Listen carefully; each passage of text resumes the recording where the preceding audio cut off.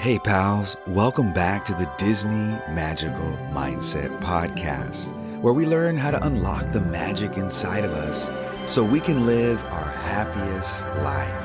And today, I'm going to try something just a little new. If you've been following me for some time on social media, you've probably seen the name that I use is at the Reimagineer. And that name actually means a lot to me. Late last year, I started really zeroing in on a name that I felt would speak to everything that I wanted to do. Everything that I do with my Disney account, Disney Magic. And I settled on something that really hit me when I discovered it. And I am just so thrilled that I get to share this and invite you to be part of something that's really special. Because at Disney, Imagineers are the people who take imagination and they turn it into reality. They don't just dream things up, they build them. And the more I thought about it, the more I realized that's exactly what I'm doing here. That's what we're doing here. Now, I'm not an Imagineer. Those people are amazing, right? Like when I think about the attractions and the things that I see throughout the parks, I'm just blown away. But then I realize, wait a minute, like I'm also like building things too. It's just, it's a little different, because we're not just talking about Disney Magic here. We're not just remembering it. We're learning how to create it in our own lives. We're learning how to reimagine what's possible, how to rebuild it, how to step into something new. So I think it's time to start calling this what it really is. This is a community of reimagineers.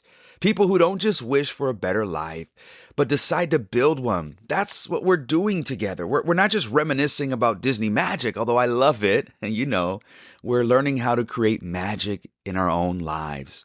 So, are you ready, Reimagineers? I like the sound of that, because here we go. There's this idea I heard recently from David Bayer. It was a podcast that my friend and mentor, Dr. Disneyland, Jeff Barnes, sent to me. And when I listened to it, it just stopped me in my tracks. He talked, David Bayer, about the difference between wanting something and deciding. And the more I sat with it, the more I realized this might be the thing that holds so many people back, is the difference between wanting something and deciding. Because here's the thing, wanting something is not the path to getting it. It's actually the broadcast of not having it. Every time you say something like, I want this, I hope this happens, what you're really reinforcing is it's not here yet, which then leads to doubt and leads to feeling like you're never going to do it, right? Or you can't do it, or you're not going to accomplish what you're wanting to do. And that actually matters because your life responds to what you believe is true, because you're always moving in the direction of your strongest thoughts. And if deep down, you're operating from, I don't have it, I don't know if this will work, I hope it happens someday, I'm not really sure if I can do this, then what do you think is going to show up, right? Things like doubt, hesitation, overthinking, which I know we all resonate with because we've all done this. And I know I have. And that doubt will create resistance. And it's the resistance that keeps you stuck. So the gap between where you are and where you want to be, it just grows and it grows and it grows, and it just keeps repeating and repeating and repeating. And you stay in that same place instead of moving to where you want to go. But that's going to change right now. This was the game changer for me. It really just motivated me when I heard this from David Bayer. And it was this idea that if all you do is hope and want and wish, you actually just leave room for doubt. And doubt is subtle. It sounds like, I want this, but I don't have time.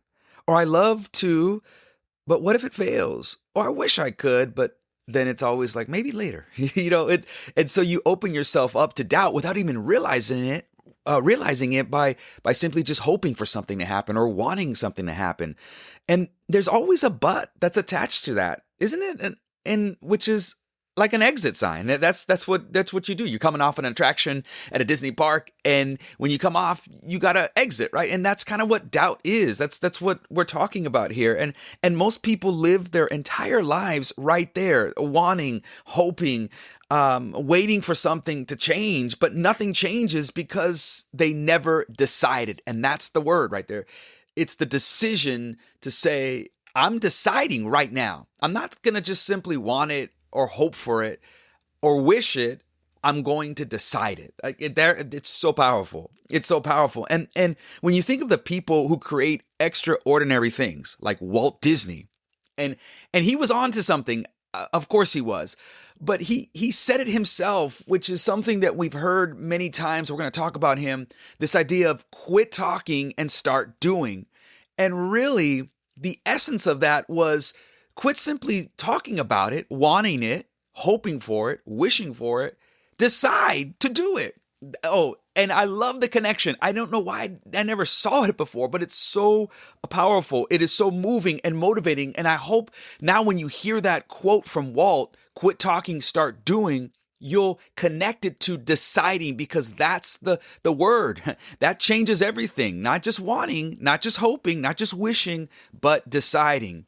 Same thing as quit talking, start doing. Walt, man, thank you, Walt. It's so powerful. All right. And we're going to talk about him. I'm so excited to share this with you, because these people that we're talking about, like Walt Disney, and if you look at anybody that you think of that is just doing amazing things, great, extraordinary things, like next level, you're inspired by them. They don't just want something, they decide. And a decision is totally different, because a decision is final. Wanting leaves it open for the unknown. Hoping leaves it open for, well, maybe it happens, maybe it doesn't. But there's no but after decision, right? Deciding, because it's final. There's no backup plan.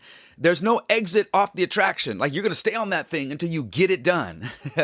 and once that decision is made, you know it's happening. And you move differently, you think differently, you act differently, you show up differently, because now you're not operating from a lack or the unknown or wondering if it's going to happen.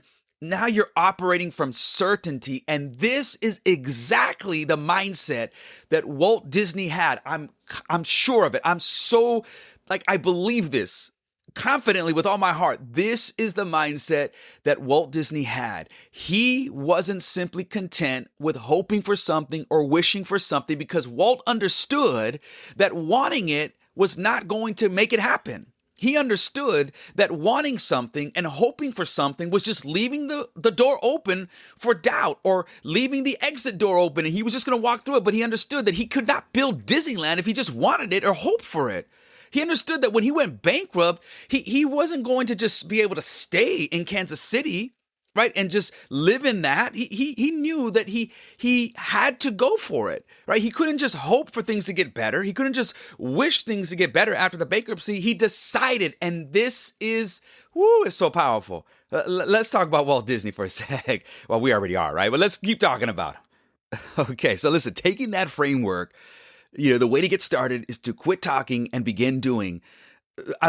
Let's zero in on Walt, and let's just, like, if we were to sit across from him right now, let's imagine that he's sharing this secret to success, which he's got a lot. And I know a lot of people have talked about that.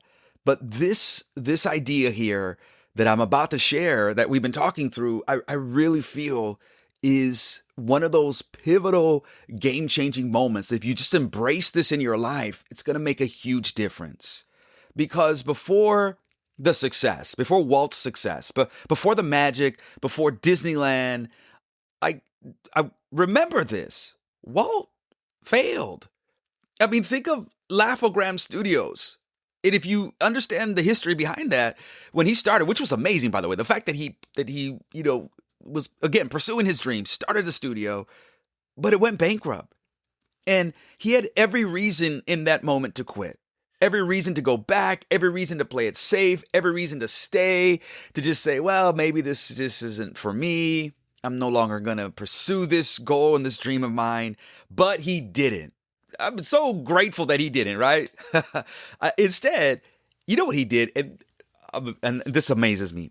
Every single time I hear about it, I read it, I'm reminded of it. Instead, after that bankruptcy and realizing that that chapter had closed, he didn't stay, right? He actually got on a train to Los Angeles with about $40 in his pocket.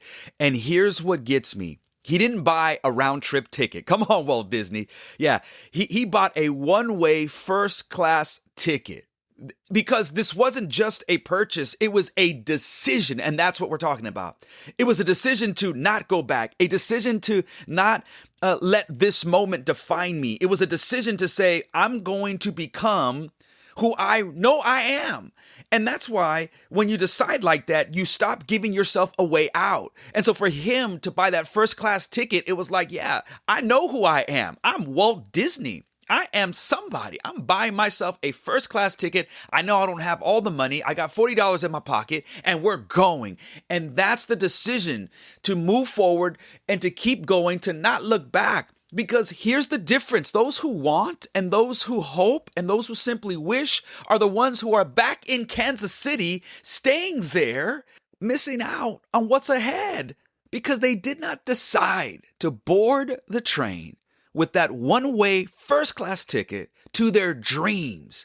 That's the difference. And that's why we admire Walt Disney, because in the moment when he could have given up, and in the moment when he could have simply hoped and wished for something different, for the ability to have this studio that we know now today as the Walt Disney Studios. I mean, think about it. For us to have Disneyland, if he just hoped for it and wished for it and wanted it, he would have stayed in Kansas City. But he boarded the train because he decided that things were going to change. And that alone made all the difference in the world.